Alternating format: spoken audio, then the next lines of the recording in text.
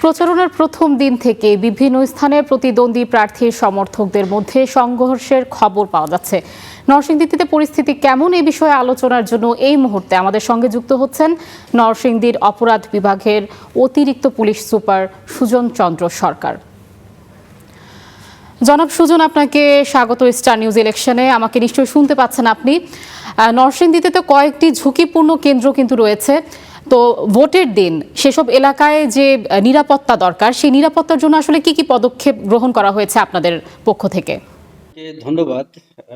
আমরা আসন্ন ত্রয়োদশ জাতীয় সংসদ নির্বাচন উপলক্ষে ঝুঁকিপূর্ণ কেন্দ্র সহ অন্যান্য যে ঝুঁকিগুলো আছে সেগুলো আমরা বিবেচনা করছি এবং সেই ঝুঁকিগুলো কিভাবে এড়ানো যায়, কিভাবে খুব সুষ্ঠু এবং স্বাভাবিক একটা নির্বাচন উপহার দেওয়া যায় সেই ধরনের পরিকল্পনা আমরা নিয়েছি। নির্বাচন উপলক্ষে আমাদের ভোট কেন্দ্রে পুলিশ নিয়োজিত থাকবে এবং মোবাইল ডিউটিতে থাকবে, স্ট্রাইকিং এ থাকবে, স্ট্যান্ড বাই হিসাবে পুলিশ নিয়োজিত থাকবে।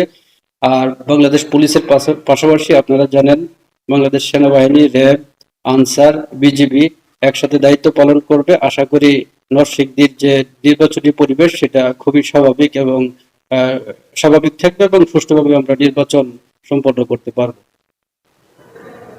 জনাব সুজন, এখন আসলে কি অবস্থা? এখন আমরা দেখছি বিভিন্ন জায়গায় আসলে সংঘর্ষ হচ্ছে, দলের নেতাকর্মীদের মাঝখানে বিভিন্ন সংঘর্ষ হচ্ছে।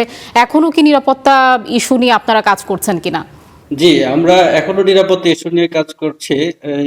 আপনারা ইতিমধ্যে জানেন যে নির্বাচনী প্রচারণা কার্যক্রম শুরু হয়েছে, বর্তমানে চলছে। বিভিন্ন যে দলগুলো আছে তারা প্রচার করছে। তো সেই যে জনসভা এবং পথসভাগুলো হচ্ছে সেগুলোতে আমরা নিরাপত্তা দিচ্ছি। এখন পর্যন্ত নরসিংদীতে কোনো সহিংসতার ঘটনা ঘটে নাই।